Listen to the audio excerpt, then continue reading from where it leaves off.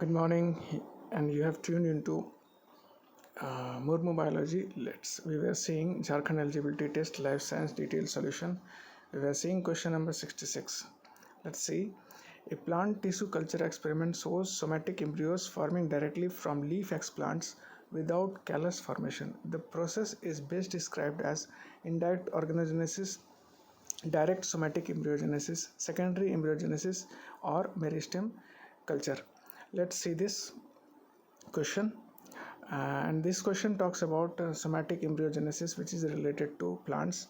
And in plants, you know, some plants may form flower and some plants may not form flower.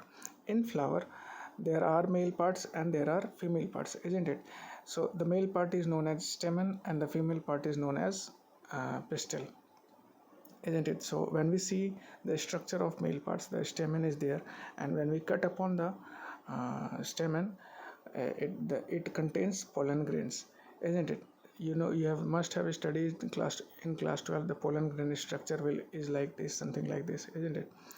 And in female part of the flower, you can see the pistil, the style, stigma, and the ovary are present, isn't it?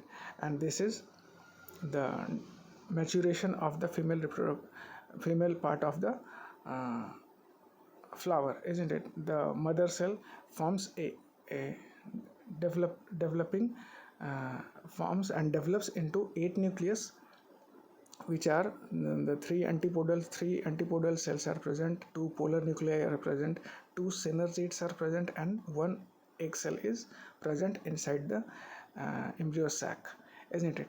And when the pollen pistil interaction is there, the vegetative cell and the male gamete both travels inside the embryo sac, and there is double fertilization. The male gamete fuses with the egg nucleus to form the zygote, isn't it? And the other male nucleus, that is known as vegetative cell, it fuses with the 2 polar nuclei to form the primary endosperm nucleus. This is known as double fertilization, isn't it? So you know all this, and these are the changes which comes across the embryo sac after fertilization.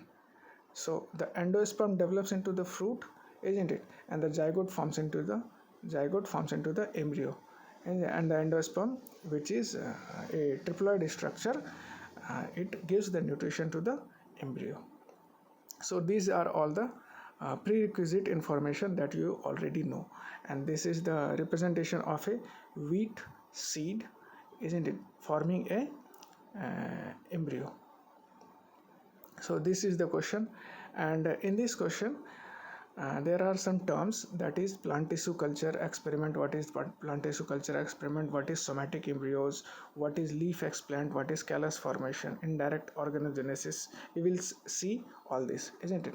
And before starting, you know what healing is, isn't it?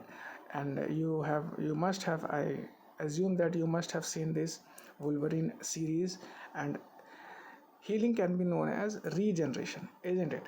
So every plant cell is able to regenerate into a given new plant.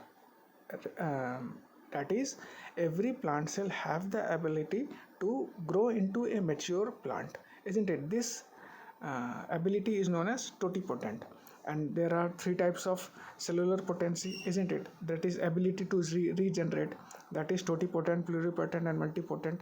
We will talk pluripotent, multipotent in some other time. Meanwhile, what you have to understand and what you have to remember is that one point, that every cell in the plant is able to regenerate into its new whole plant, isn't it, given the right condition or environment or material medium, isn't it? So this is the point you should remember, and this is a same slide having same information. Okay, so talking about tissue culture, where you take an explant, that is explant is nothing but a part of the plant, isn't it? And you drop it into a culture medium, isn't it? And then you leave the culture medium in an incubator. that is a suitable environment, and then in that environment the shoot and a root, a small plantlet is produced, and then it is further downstreamed and down processed into further nursery and then to the fields, isn't it? So this is the same tissue culture workflow. So if explant is taken, explant is nothing but a what you say, explant is nothing but a part of the plant, isn't it? The part of the plant is taken, it is then derived, it is then kept in the medium. Here you have seen that this is given Murasi and Skoog medium. This, in this medium the callus is formed from the explant, and from that callus the root and shoots are formed. The root and shoot, that small plantlet is further transferred into the nursery or the rooting medium, isn't it? And then it is transferred into the soil, isn't it? So this is the explant. The explant is nothing but a part of the leaf, and after keeping that in MS medium the callus is formed, isn't it? If you keep a small part of the, even if you keep one cell in this medium, the cell has the ability to form a callus, isn't it? So that is the totipotency that we have talked earlier. So in that, when you keep that explant in the solution, there is a chance of either forming shoot or either forming root, depending upon the chemical that you have taken, isn't it? And in case of somatic embryogenesis, the explant is kept and the callus is formed, and a ratio of auxin and gibberellin and cytokinin are given, and that leads to the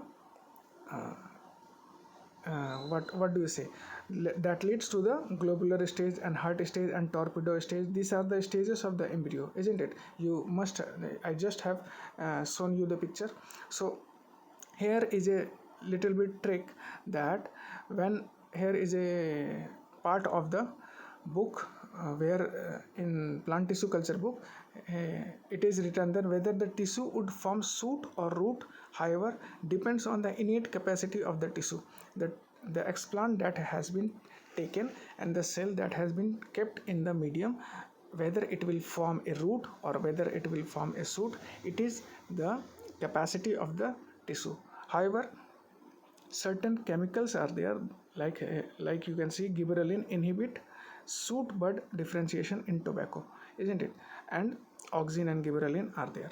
So after keeping the explant in the medium, it can undergo direct organogenesis or indirect organogenesis, or it can undergo somatic embryogenesis, isn't it?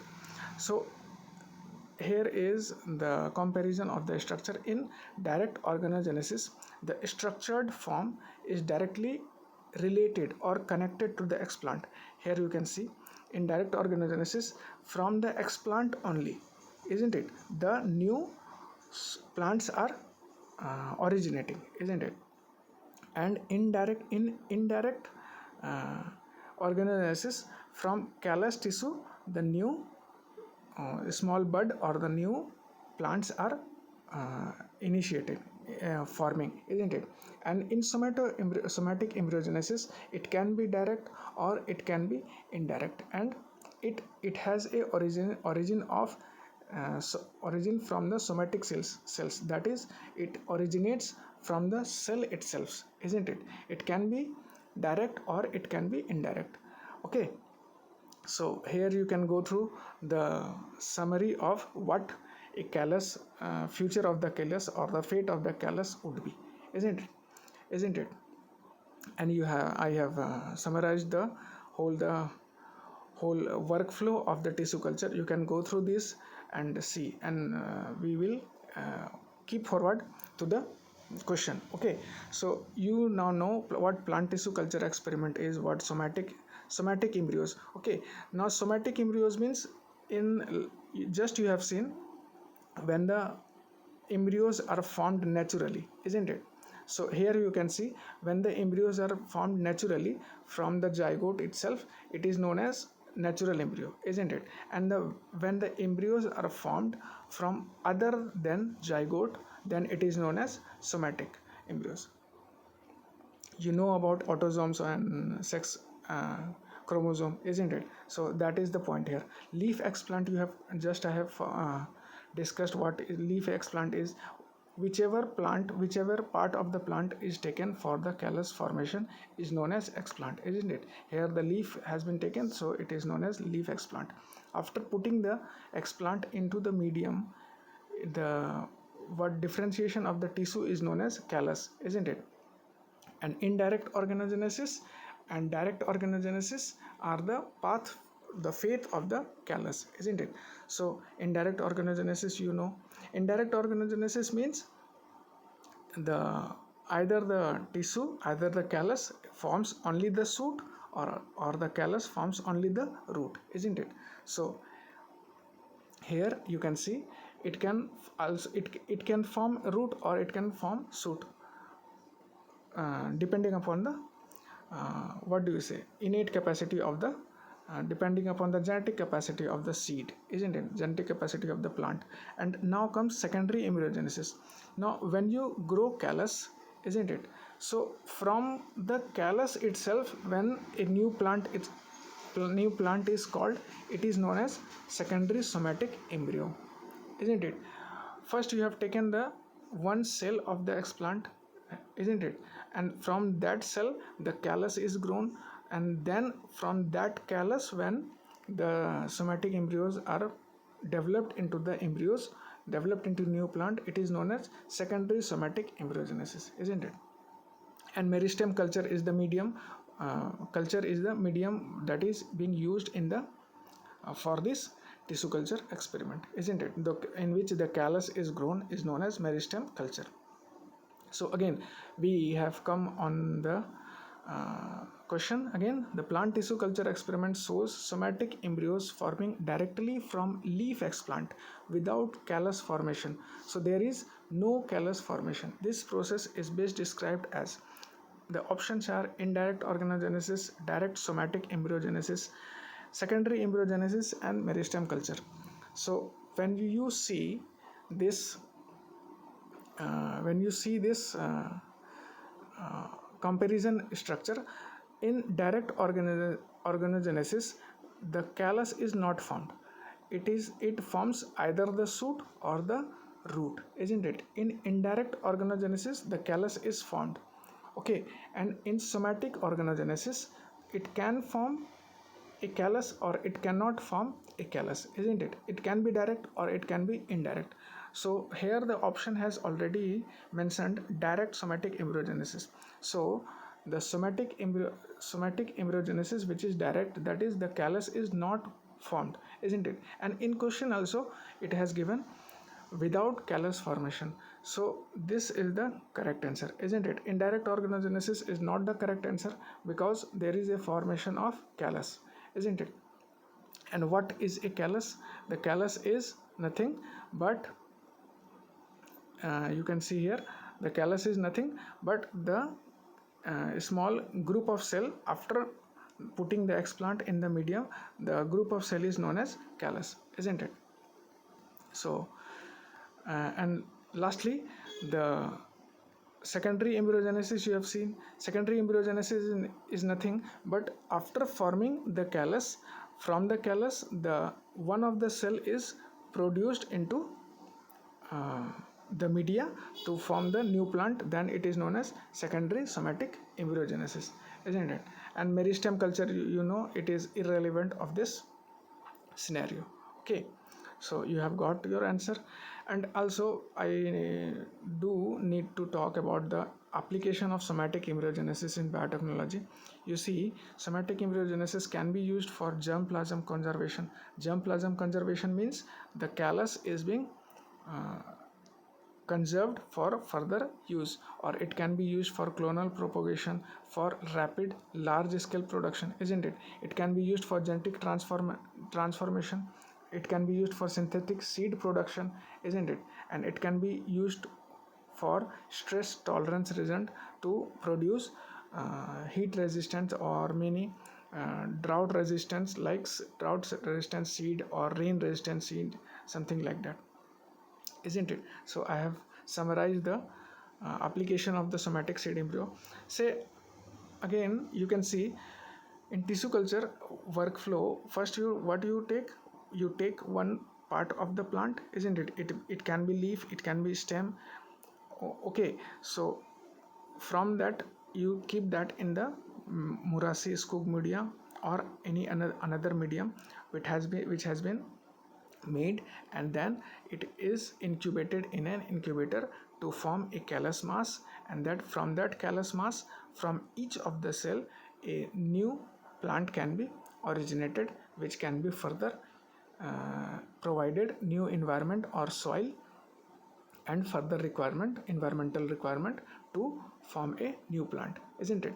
So here is the, you can see here is you can see the callus mass has been kept in the container, and here you can see a live picture of the callus which has been kept in the laboratory in a incubator, isn't it? So these are the workflow for you to go again, you can see. And again, in some of the recalcitrant species, that is recalcitrant species means the seeds of which that do not dry. X for example, the wheat seed can be is undergoes drying, isn't it? The papaya seed undergoes drying, but the seed of mango or cocoa, isn't it, or lychee or avocado, these do not dry, and they are very sensitive to the environment, and they lose its viability to produce a new plant.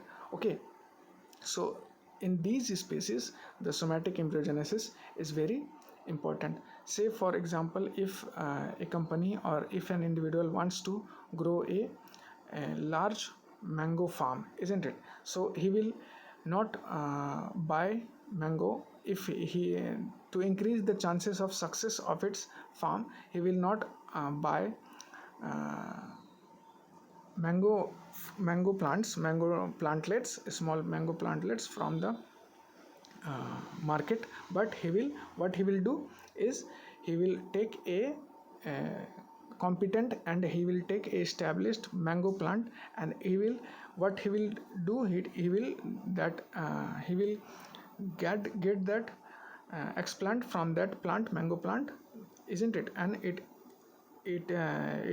from these you can produce the various mango plants through tissue culture, so that each and every plant that has to be planted is naturally dependent, naturally pest resistant, and something like that. You understand the point. Naturally is more suitable to the environment, naturally high yielding mango plants, isn't it?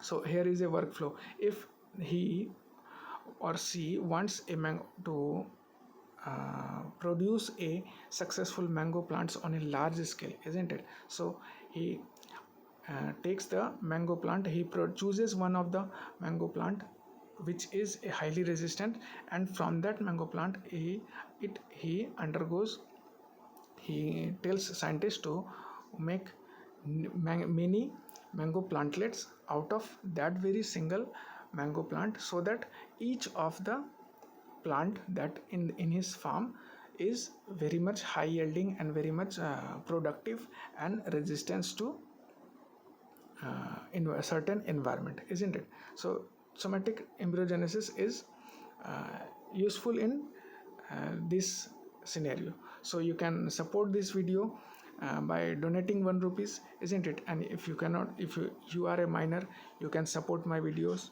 by liking, by subscribing, by sharing, and downloading for offline viewing. Have a nice day.